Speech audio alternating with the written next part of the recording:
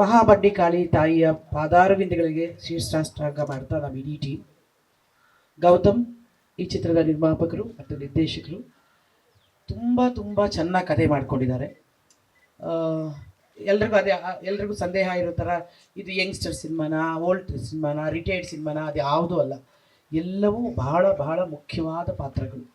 ಒಂದೊಂದು ಪಾತ್ರಕ್ಕೂ ಅದರ ಹಿಂದಿನ ಕಥೆ ಇದೆ, ಒಂದೊಂದು ಪಾತ್ರಕ್ಕೂ ಅದರದೇ ಆದಂಥ ಗಾತ್ರ ಇದೆ, ಒಂದೊಂದು ಪಾತ್ರಕ್ಕೂ ಅದೇ ಅಂತ ಡೈಮೆನ್ಷನ್ ಮಾಡಿದ್ದಾರೆ. ಗೌತಮ್ಗೆ ಈ ಥರದ ಒಂದು ಸಬ್ಜೆಕ್ಟ್ ಹೆಂಗೆ ಅವ್ರಿಗೆ ಬಂತು ತಲೆಗೆ ಅನ್ನೋದೇ ನಮಗೆ ಭಾಳ ಆಶ್ಚರ್ಯ. ಒಂದು ಸತಿ ಕತೆ ಹೇಳಿದಾಗ ಇದನ್ನು ಹೆಂಗೆ ನೆನೆಸ್ಕೊಂಡ್ರಿ, ಇದನ್ನು ಹೆಂಗೆ ಇದು ಮಾಡಿದ್ರಿ ಅಂತ ಹೇಳಿ. ಯಾಕಂದರೆ ಒಬ್ಬ ನಿರ್ದೇಶಕ ಮತ್ತು ನಿರ್ಮಾಪಕನಾಗೂ ನಿರ್ದೇಶಕನಾಗೂ ಯಾರಾದ್ರೂ ಒಂದು ಸಿನಿಮಾ ಮಾಡಬೇಕು ಅಂತಂದರೆ ನಮ್ಮದೊಂದು ಫಾರ್ಮುಲಾ ಥರದ ಒಂದು ಇರುತ್ತವೆ. ಒಂದಷ್ಟು ಲವ್ ಸಾಂಗು, ಅದೊಂದು ಇನ್ನೊಂದು ರೊಮ್ಯಾಂಟಿಕ್ ಸಾಂಗು, ಇನ್ನೇನೋ ಸಾಂಗು, ಇನ್ನೇನು ಅದು ಇದು ಫೈಟು ಇಂಥವೆಲ್ಲ ಇರೋದ್ರ ಜೊತೆಗೆ ಈ ಥರದ ಒಂದು ವಿಶಿಷ್ಟವಾದ ಸಬ್ಜೆಕ್ಟ್ನ ಆರಿಸೋದಿದೆಯಲ್ಲ, ಅದು ದೊಡ್ಡ ಚಾಲೆಂಜ್ ಯಾವುದೇ ಒಬ್ಬ ನಿರ್ದೇಶಕನಿಗೆ. ಅದರಲ್ಲೂ ಇಂತಹ ಮಹಾನ್ ಕಲಾವಿದರನ್ನು ಕೂರಿಸೋದಿದೆಯಲ್ಲ, ಅದೊಂದು ಇನ್ನೊಂದು ಚಾಲೆಂಜ್. ಯಾಕಂದರೆ ಎಲ್ಲರೂ ಕೂಡ ಬ್ಯುಸಿ ಆರ್ಟಿಸ್ಟ್ಗಳು, ಎಲ್ಲರೂ ಕೂಡ ಅವರವರ ಕ್ಷೇತ್ರದಲ್ಲಿ ಅವ್ರು ನಿಜವಾಗ್ಲೂ ದೊಡ್ಡ ದೊಡ್ಡ ಸಾಧನೆಗಳನ್ನು ಮಾಡಿ ಬಂದಂಥವ್ರು. ದತ್ತಣ್ಣವರಾಗಲಿ, ನಮ್ಮ ಇವರು ನಮ್ಗೆ ಯಾವಾಗಲೂ ಇವನು ಜ್ಞಾಪಕ ಬರೋದು, ಈ ನಮ್ಮ ಟಗರು ಪಲ್ಯದಲ್ಲಿ ದಿನಕ್ಕೆ ನಾವು 350 ಮೆಟ್ಲು ಇಳ್ತಾ ಇದ್ವಿ, 350 ಮೆಟ್ಲು ಹತ್ತುತ್ತಾ ಇದ್ವಿ. ನನಗೆ ಗೊತ್ತಿರಲಿಲ್ಲ, ಪರ್ಮಿಷನ್ ಕೊಡ್ಸಿದ್ದು ನಾನೇ ಆಗ್ಬಿಟ್ಟಿದ್ನಲ್ಲ ಅವಾಗ. ಸೊ ಅದು ಆಮೇಲೆ ಗೊತ್ತಾಯಿತು, ಇವನು ಒಬ್ಬನೇ ಕಣಪ್ಪ ಅಷ್ಟು ಬೇಗ ಬೇಗ ಓಡೋಗ್ತಾ ಇದ್ದವನು. ನೀವು ಅಂದಿಯಲ್ಲಪ್ಪ ರಿಟೈರ್ಡ್, ನಾವು ಯಾರು ಹತ್ತಕ್ಕೆ ಇಳಿಯೋಕ್ಕಾಗ್ತಿರ್ಲಿಲ್ಲ, ಯಾರೆಲ್ಲ ನೀನು ಹತ್ತಕ್ಕಾಗ್ತಿರ್ಲಿಲ್ಲ. ಅವರು ಓಡಿ ಒಂದು 2 ನಿಮಿಷದಲ್ಲಿ ಓಡೋಗ್ಬಿಡೋರು ನಮ್ಮ ಬೀರಾದರವರು. ಆಮೇಲೆ ಶರತ ರಘು ಬಗ್ಗೆ ಏನು ಹೇಳಿ, ಅವನು ನನಗೆ ದೊಡ್ಡಪ್ಪ ಅಣ್ಣ ಎಲ್ಲನೂ. ಅವನು ಇವನು ತಬಲ ಅಲ್ಲ, ಇವನು ಗೊತ್ತಲ್ಲ ಅದು. ಸೊ ಎಲ್ಲರೂ, ಆಮೇಲೆ ಈ ಎಲ್ಲರನ್ನು ಕೂಡ ಹಾಕೋದಿದೆಯಲ್ಲ ದೊಡ್ಡ ಚಾಲೆಂಜ್. ಅದು ಹಿಂಗೆ ಗೌತಮ್ ಸಾಧನೆ ಮಾಡಿದ್ರು. ಇನ್ನೊಂದು, ಸೃಷ್ಟಿಗೂ ತಾಯಿನೇ ಕಾರಣ ಆಗ್ತಾಳೆ, ಅದ್ರಿಗೆ ಮಕ್ಕಳಿಗೆ ಅರ್ಥ ಕೊಡೋದ್ರಲ್ಲೂ ತಾಯಿಯೇ ಕಾರಣ ಆಗಿರ್ತಾಳೆ, ಜೀವನವನ್ನು ನಡೆಸೋದಕ್ಕೂ ಕೂಡ ತಾಯಿಯೇ ಕಾರಣ ಆಗಿರ್ತಾಳೆ, ಜೀವನವನ್ನು ಸರಿದಾರಿಗೆ ತರೋದು ಕೂಡ ತಾಯಿಯೇ ಕಾರಣ ಆಗಿರ್ತಾರೆ.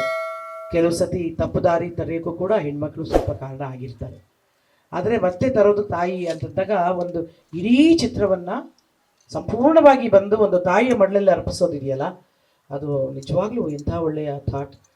ಅದು ತುಂಬ ತುಂಬ ಥ್ಯಾಂಕ್ಸ್ ಗೌತಮ್, ನನ್ನನ್ನು ಆರಿಸಿದ್ದಕ್ಕಾಗಿ ಈ ಪಾತ್ರಕ್ಕೆ, ಮತ್ತು ಇಷ್ಟು ಜನರ ಮಹಿಳೆಯರ ಜೊತೆ ಪಾತ್ರ ಮಾಡಿದ್ದಕ್ಕಾಗಿ. ರಾವ್ ಈ ಎದ್ದಳು ಒಂಚೂರು ನಮ್ಮ ಕ್ಯಾಮ್ರಾಮನ್, ಈಗ ಇದರಲ್ಲಿ ಟಗರು ಪಲ್ಯದಲ್ಲಿ ಕೂಡ ಬಹಳ ಕಷ್ಟಪಟ್ಟು ಕೆಲಸ ಮಾಡಿದವನು, ಮತ್ತು ನಾವೆಲ್ಲ ಇಷ್ಟಪಟ್ಟು ಅವನ ಜೊತೆ ಕೆಲಸ ಮಾಡ್ತೀವಿ. ತುಂಬ ಟ್ಯಾಲೆಂಟೆಡ್ ಹುಡುಗ. ಅವ್ರ ಜೊತೆ ಮತ್ತು ಇನ್ನು ಹಲವಾರು ಜನರು, ಇನ್ನು ಜಗ್ಗಪ್ಪ, ಇವರು ತುಂಬ ಕಾಮಿಡಿ ಆರ್ಟಿಸ್ಟ್ಗಳು ಇದರಲ್ಲಿದ್ದಾರೆ, ಒಳ್ಳೊಳ್ಳೆ ಪಾತ್ರಗಳಿದೆ. ಮೈಸೂರನ್ನು ಒಂದು ಸಾಂಕೇತಿಕವಾಗಿ ತಗೊಂಡು, ಅಂದರೆ ಮೊದಲೆಲ್ಲ ನಮ್ಮ ರಾಜ್ಯವನ್ನು ಏನಂತಿದ್ರು, ಮೈಸೂರು ರಾಜ್ಯ ಅಂತಲೇ ಅಂತ ಇದ್ರು. ಅದಾದಮೇಲೆ ರಾಜಧಾನಿ ಬೆಂಗಳೂರು ಆಯಿತು, ಆಮೇಲೆ ಕರ್ನಾಟಕ ಆಯಿತು, ಅದೆಲ್ಲ ಆಯಿತು, ಅದೆಲ್ಲ ನಿಮ್ಗೆ ಗೊತ್ತೇ ಇದೆ ಹಿಸ್ಟ್ರಿ. ಒಂದು ಮೈಸೂರನ್ನೇ ಟೈಟ್ಲಾಗಿ ಇಟ್ಕೊಂಡು ಮಾಡೋದಿದೆಯಲ್ಲ, ಅದು ಅತ್ಯಂತ ಜವಾಬ್ದಾರಿಯಾದ ಒಂದು ಕೆಲಸ. ಅಂತಹ ಒಂದು ಟೈಟಲ್ನ ಇಟ್ಕೊಂಡು ಈ ಸಿನಿಮಾನ ಪ್ರಾರಂಭ ಮಾಡಿದ್ದಾರೆ.